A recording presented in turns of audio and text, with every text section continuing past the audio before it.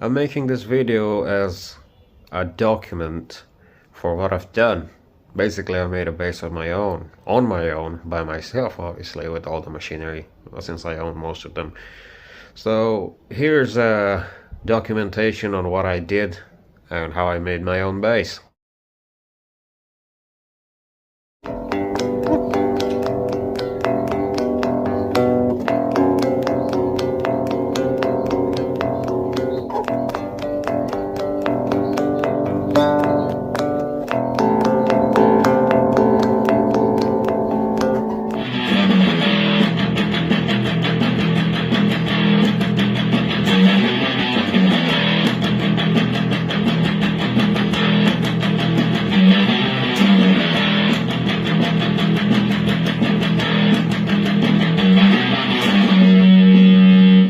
We made a lot of DIY decisions, so let's start from the beginning.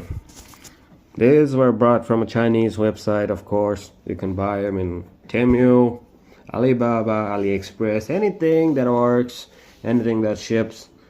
All your local shops, they're gonna cost a little extra, but the Chinese ones are always cheap, and these ones are working good. I haven't tuned my guitar, the bass, I haven't tuned the bass in about 4 weeks so far, and it's still in tune for some reasons. I don't know why, but yeah, that's a thing. Now, this is not a UV DTF sticker, it's a regular DTF sticker. I put some super glue and put them together and then sanded it to a certain extent, and then just kind of put finishing on it, lacquer. A little paint and lacquer, just to get that exact texture. Without the camera, it looks a little dark. Based on the angle, it's gonna give you a shine in different ways. Okay, that's the thing. Let me show you the back. Forget about this truss rod cover. I lost it. I made one using plastic, but now I don't know where it is. Good. So this is what the tuners look like from the back. Pretty good. The problem is I kind of used the back of a screwdriver to hammer them in, and that kind of left a little dent here. So that's the thing. You can wash it away though with some polishing agent. You just kind of rub it and it works. Here's the same exact sticker applied in the same exact way with a little painting variation. I painted the whole neck. And here's a stupid thing that I did. Yeah, I did this for visual purposes because I felt like using 2 screws were not enough. I mean, it just didn't look enough, so I just kind of put 4. You see this? This looks a little different than this part. It's because this part was not painted. Originally, the neck was a little too high, and I had to plane it with a planer. So, yeah. After planing, it just kind of looked like wood, and I didn't want to paint it again because then I would have to wait. So I just kind of marked it with a Sharpie. Yay! Job well done. But it looks like shit. Maybe you can just put some oil over it and that's gonna look better. Anyways, so here's what I did with that. Just regular screws. It's not even machine screws, just regular wood screws. And I think I put some packing inside with toothpicks or maybe royal plugs, I forgot. And there's just 2 washers together on every single thing. This is a stupid thing because I had strap pins, but instead of using strap pins, I put a fucking bolt through this cavity. The reason was the strap pins always broke because I couldn't put thicker screws through it, and my bills always became somewhat heavy, and I kind of have 2 strap pins, 2 screws lodged into another guitar that I still could not take out, and yeah, that kind of bothers me. So I gotta change this washer though. It's rusty, or maybe some WD-40 will help. Okay, so I put the strap in here. It's a little modified strap. I put it in here and lock it with this. Use pliers to tighten it slightly a little bit, and it just kind of stays stable. It never fucking fluctuates, and this is never breaking. It's just impossible for it to break because it's too thick. All right. Here, let's look at the front. Let's look at the fretboard though. All these paints, we did that with razor blade. Okay, we just kind of covered different parts of the razor blade with the masking tape and then painted over it.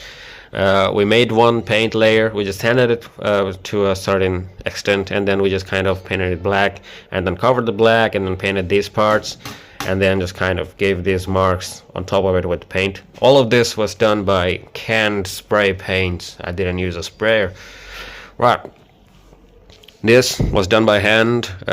We just used regular cheap enamel paint. Not the cheap ones, obviously, because those paints had bad reputation. I didn't want to risk anything.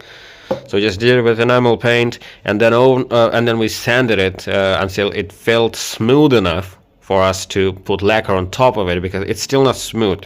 We left some characteristics on top of it because I felt like having that character is going to make it stand out a little more, at least to my preference. That's what we did, and then we just kind of smoothened it as much as we could. Then we put some black paint on top of it. We kind of all covered it whole, and then we sanded it until we could see the painting. If you can't see, there's still little bits of black paint over it. That's intentional because we covered this whole thing with black paint and then sanded it to expose the skeleton from within the darkness. Yeah, this is a little weird thing to do, but I did it anyways. Okay, then we put lacquer on top of it. The bridge was brought from that same website. This is from the same website, and this is a guitar pickup from a baritone guitar that I had. It's a humbucker. This is just some tape on top of it. I think it's just coming off, so I just gotta take it off anyways now or later. Right, and this is a stainless steel pick guard. We just kind of carved it out of a millimeter thick steel and a steel plate, and on top of it this is a sticker made out of paper, and we put this, and then we just kind of sealed it with first super glue, then we just put lacquer on top of it. We put a little bit of paint on top of it as well, so it looks a little dusty, or a little, well, it has that type of characters. And this thing is right here is coil split and mixed with this one, so these two together acts like a humbucker. Yeah, I know it's a weird thing that I did, but this was a single coil pickup, so it's extremely noisy, and the only way to utilize this was to coil split that. Or maybe I'm wrong, maybe I could just kind of put both of them together and they would just cancel the hum out. I didn't know, but I felt like splitting this and putting these two together to make a humbucker would solve some problems. I don't know, or maybe I'm wrong, but it kind of did. So bridge pickup, noisy, both of them together, no noise at all. Yeah, a little noise, but that's barely noticeable unless you put a ton of distortion. By a ton I mean, well, unbalanced distortion. Let's talk about that. And just the skull split humbucker, noisy, but you just put it in the middle. It's a sweet spot, sounds good.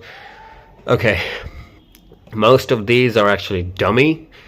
You could put a circuit inside of it if you want to. These are all dummy knobs. They have nothing. It's potentiometers, but there's nothing inside.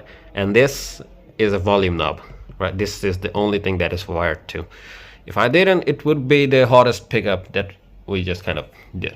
Okay, it goes out of this port. I made this shit myself. I think you can see. This is a masking tape for book binding, and it kind of looks like leather, even though it's not. So yeah, I just put this on, and it just kind of adds this rugged character to it. And this is the same principle, same washers, nut and bolt shit. We put the strap here, and it kind of works good for me. I mean, I understand that for some people this might not work because they might feel like it's getting loose over time, but if you tighten it enough, you will have a very good stable thing. And yeah, this is a little unorthodox, but I found that using this was much cheaper than actually putting a strap lock. But the saddest part is I had strap locks inside of my drawers all the time, and I just kind of refused to use them. So that's the odd part right here. So this is the whole bass. I kind of played it a bunch of times. I got a few recordings of it. I think I'll just kind of attach them to this video later. Okay, I just realized that I forgot to put a few information out here. The necks can be brought from Chinese websites as well, anything suitable, and you can just kind of paint it, and you have a brand new neck. From the start, it just kind of looks like that. All right, so you can buy it from this Chinese website, or you can make it by yourselves. The process would be a little difficult. Nuts came with the bridges. If not, you can find them online, or maybe you can cut a bone and give it a shape, or maybe you can just take a old hair comb and cut it into this shape, or anything that works, anything that doesn't work. You just gotta experiment with what works and what not. I've seen people put bowls here and call it a day, and their guitars sound just fine. Nuts and bolts, I don't know, I always mess them up. Okay, the body is basically a little interpretation of what a Fender Meteora is. It was basically a Fender Jazzmaster type of body, which was then shaped to look a little more groovy. Okay, we just look a little curvy. We just kind of made curves. It was kind of a little fatty like here, but we just made a steep curve here. Same in this area, we made a steep curve. Maybe we just kind of made it a little rounder as well. So it has some of this original characteristics of a Fender Jazzmaster, but it's a little much curvier, or a little much, I don't know the good word to call it, but it is what it is. You can buy the wood from your local wood shops, and you can get them cut by themselves, or you can buy the machineries, the jigsaw, for cutting this on the rough edge, and then you can buy a tool for filing it. You have countless options for wood files, and you can just file it and sand it with sandpaper if you don't have those electric machines. The machines you will need would just be this jigsaw, or you can even do it with a handsaw. I've seen people do it with handsaws, but an electric saw is just much faster. Use a jigsaw, carve it out, and for the cavities you have to use a router. If you know someone who has a router, go to them. If you want to own a router, you can buy something like this.